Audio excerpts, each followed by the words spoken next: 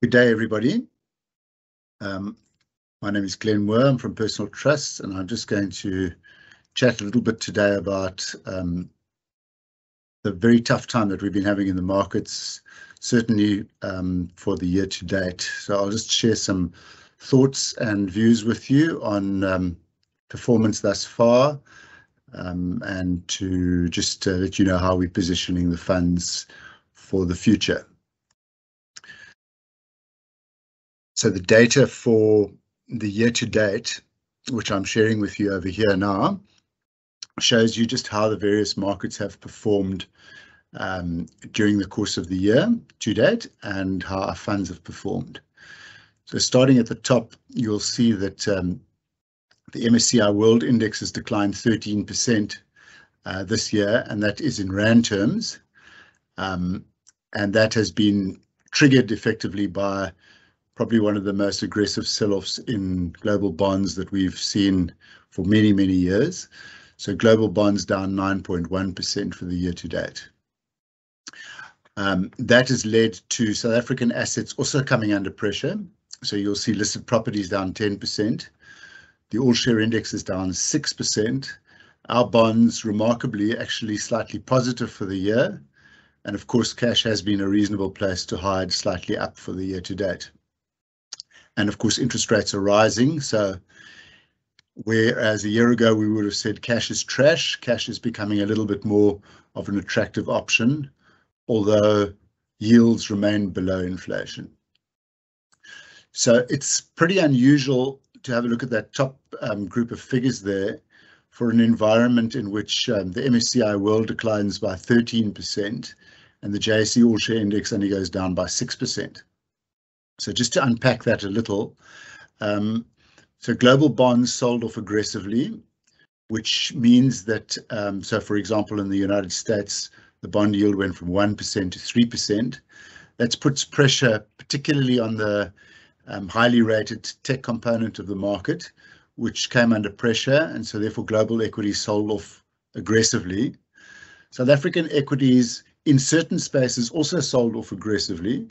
However, as a result of the war, which triggered a lot of these difficulties, commodity prices went up quite a bit as there was going to be scarcity of certain commodities that both ourselves and Russia produce and a bit of stockpiling.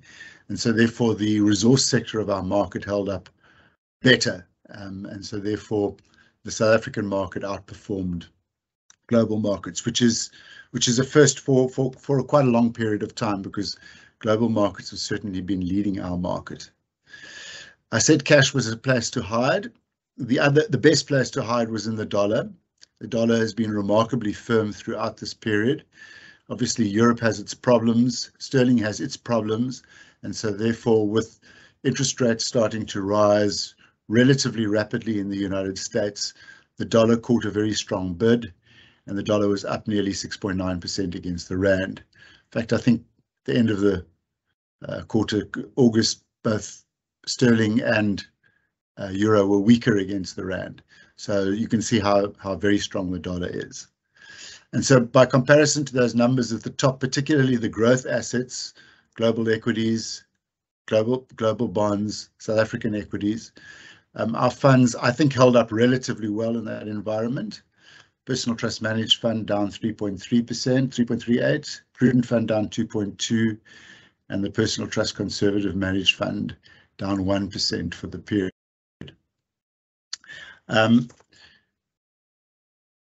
So to just chat a little bit about the environment. So we had the outbreak of the war in February.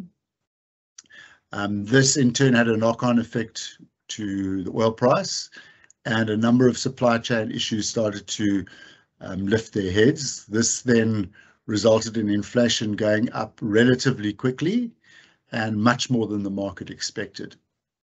And so that then caused a big sell-off in international bonds, and that in turn caused a sell-off in equities. We've had a lot of bad news this year, so we do need to probably take into account that a lot of it is already priced into the market. We've got the gas issues in Europe. We've got rising interest rates. So this month, again, we will see the Fed making a decision based on an inflation number, well, not necessarily on this one only, but an inflation number that will be released this afternoon in the States.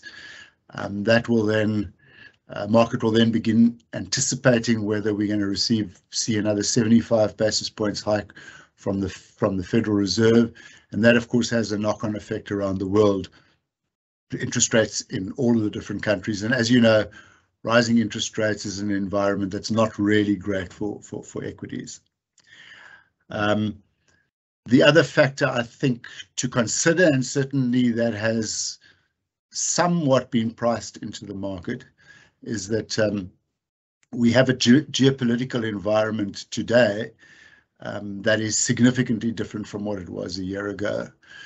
And it's sad in a way that Gorbachev, who was the architect of Glasnost and Perestroika, died in the month of August, and that set off a global harmony, global supply chains, very different environment from what it had been in the Cold War.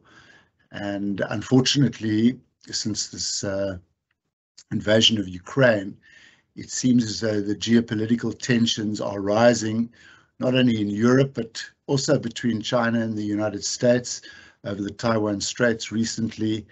And global cooperation is really good for lower inflation and economic growth. Global conflict is not great for global inflation and/or global growth. And so therefore, although in the short term we expect inflation to peak and start coming down, the question is, what is the long-term implications, and will we get back to a world in which we have certainly globally, and even in South Africa to some extent, see the very low inflation rates that we've enjoyed over the last sort of decade or so, whether we'll see that into the future. As far as the positioning of our funds are concerned, I'd just like to show you this chart, which is the chart of the Personal Trust Managed Fund, and just discuss a little bit about some of the changes that we've made here at the beginning of the last quarter, really. In the February budget, the Regulation 28 changed, which allowed South African pension funds to invest up to 45% of their assets in overseas counters, shares, bonds, and cash. So after that announcement, we had a look at our asset allocation model. We did a lot of work on it during the course of last quarter, and the model suggested to us that in the case of the conservative managed fund, which has a lower inflation plus benchmark and a higher income requirement, it would be sensible to leave the offshore allocation at 30% of the portfolio.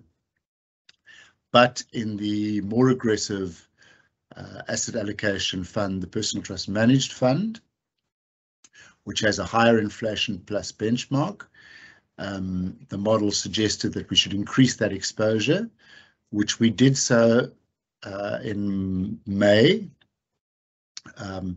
We increased the Personal Trust Managed Fund's offshore exposure to 35%. You'll see the combination of offshore cash at 17, offshore equity at 14, offshore bonds at 3, and other, which is also offshore. It's a total of 35%. So we moved the money offshore. We were fortuitous at doing it at reasonably good exchange rates in comparison to where they are today. And we have kept that money in dollar cash predominantly. We have not yet committed it to the equity or the bond market, which so far has proved to be the right thing to do. We're evaluating that situation all the time, but we've increased that exposure to offshore. And in order to do that, we needed to take it from somewhere else, and so therefore we reduced the South African property exposure from 10% to 5% in that particular portfolio.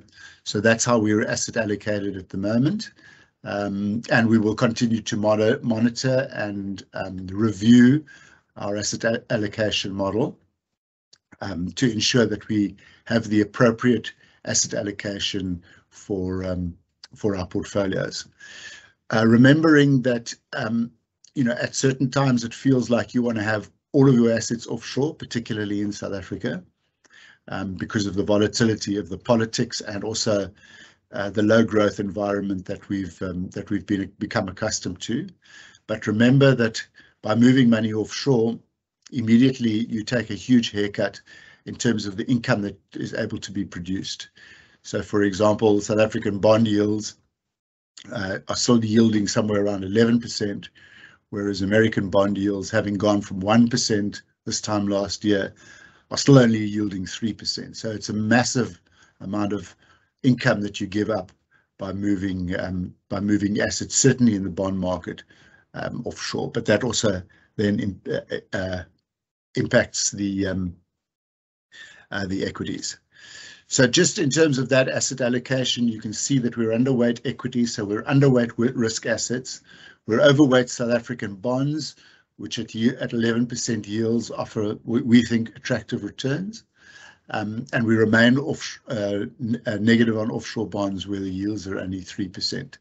So in general, we're cautiously positioned. We think that there might well be a rally now.